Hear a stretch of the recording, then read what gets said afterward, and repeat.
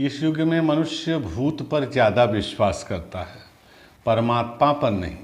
भगवान पे भरोसा लोगों का नहीं रहता, भूत पे ज़्यादा रहता है। अभी रात को किसी कारणवश आप घर से बाहर जा रहे हैं, आपको रास्ता श्मशान का, आपका रास्ता जो है श्मशान भूमि को होकर के जाता है, तो लोग कहते हैं कि श्मशान भूमि में भूत रहते हैं, तो मनुष्य भूत पे ज़्यादा विश्वास करता है।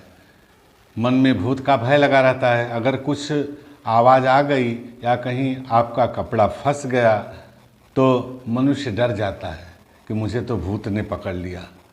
तो क्या परमात्मा उस श्मशान भूमि में नहीं होंगे? लोग कहते हैं ना कि हरि व्यापक सर्वत्र समाना। भगवान तो कण कण में हैं, अणु में हैं, सबके हृदय में हैं।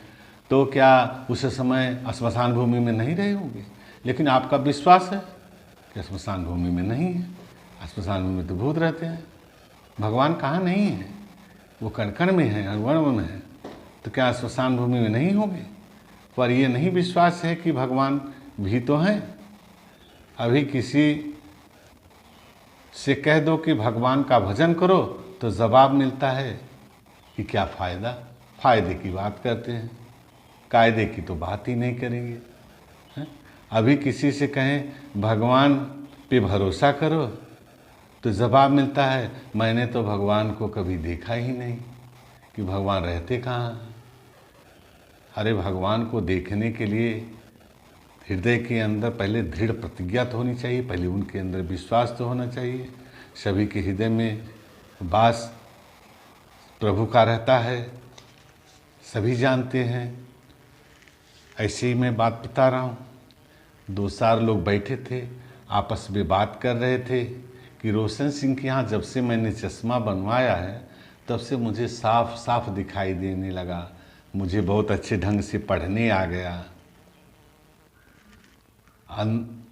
तो मुझे पढ़ने से बहुत कठिनाई होती थी, अब एक भी अक्षर दिखाई नहीं देता था, अब तो एकदम साफ दिखाई देता है। वहीं पर एक आदमी बैठा था, वह सोचा चलो हम भी चश्मा बनवा लेते हैं क्योंकि हमको भी अक्षर नहीं दिखाई देता। सो दूसरे दिन विचार करके वह डॉक्टर रोशन सिंह के यहाँ गया कि हम भी एक चश्मा बनवा लेते हैं, हमको भी दिखाई देने लगेगा। वहाँ पे गया तो 2-4 आदमी बैठे थे, उसके पीछे लाइन लगा लिया। पहला आदमी अंदर गया तो डॉक्टर साहब ने उसको चश्मा लगाया, चश्मा लगा के एक कांच लगाई, बोले देखो दिखाई दे रहा है? बोला नहीं अभी तो थोड़ा सा साफ नहीं दिखाई दे रहा। तो दूसरा लगाया, अब बोले हाँ अब थोड़ा ठीक दिखाई दे रहा है। तीसरा लगाया, बोले अब एकदम साफ दिखाई दे रहा, अब मैं पढ़ सकता हूँ। इसी तरह दूसरे का नंबर आया, फिर उसको भी चश्मा लगाया, कांच बदला 2 बार 3 बार, हाँ अब एकदम दिखाई दे रहा है। 2-3 आदमी का ऐसा बदले, वो भी बैठ के सुन रहा था। आदमी जो गया था चश्मा बनवाने के लिए, उसका नंबर आया, अंदर गया तो डॉक्टर साहब ने उसको चश्मा लगाया, एक कांच बदले किया, बोले दिखाई दे रहा है? बोला नहीं डॉक्टर साहब अभी तो नहीं दिखाई दे रहा है। फिर दूसरा लगाया, बोले अब? बोला अभी भी नहीं दिखाई दे रहे।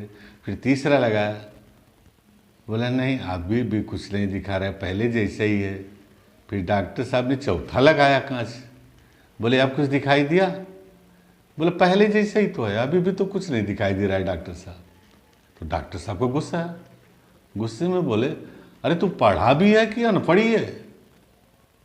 तो वो आदमी बोला अगर पढ़ाई होता तो तुम्हारे यहाँ चश्मा बनवाने के लिए आता। मैं तो सुना कि आपका चश्मा बनवाने से सबको दिखाई देने लगता है, पढ़ने लगते हैं लोग, इसके लिए मैं आ गया। डॉक्टर साहब ने कहा कि देखो जो अंदर से पढ़ा रहता है उसको बाहर का अक्षर दिखाई देता है, जो अंदर से नहीं पढ़ा रहता ना उसको बाहर का अक्षर नहीं दिखाई देगा। तुम तो अनपढ़ हो, पढ़ाई का ज्ञान तो है नहीं, तो बाहर अक्षर दिखाई, अरे काला अक्षर भैंस बराबर, तुम्हारे लिए तो सब बराबर ही है। अंदर की पढ़ाई जिसको होती है उसको बाहर का अक्षर दिखाई देता है। इसी प्रकार अक्षर का अर्थ होता है ज्ञान। जिसको अंदर का ज्ञान होता है उसको बाहर का भगवान दिखता है। जिसको अंदर का ज्ञान नहीं होगा, जब तक अंतरात्मा का ज्ञान नहीं होगा, जब तक मन की मैल को साफ नहीं करोगे, अंदर से प्रभु का ध्यान नहीं करोगे, ज्ञान नहीं लोगे, तब तक बाहर आपको प्रभु नहीं दिखाई देंगे। बाहर देखने के लिए, प्रभु का दर्शन करने के लिए अंदर के ज्ञान की ज़रूरत है।